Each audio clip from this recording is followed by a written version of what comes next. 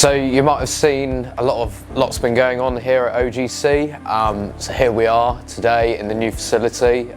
We've all moved in, it's really great. Behind me is the Makino U3i. This machine just delivers absolute incredible accuracy, and lead time capability is the main one that we've really been trying to focus on.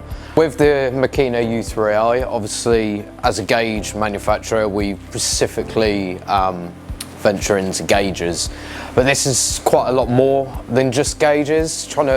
In this new day and age where the whole world is trying to reduce tolerancing and everything about that, being in gauging, obviously we are right at the forefront of it all, and trying to incorporate that into component parts is really something that we're going to be looking into, and how we can incorporate smaller tolerances on quicker lead times as well. Obviously having it in this temperature controlled environment with only our laboratory just a couple of meters away, it just really offers me to be able to go from design to machine to measurement and control literally within a matter of minutes. And this is really going to offer us the best lead time possible to you and all of our customers.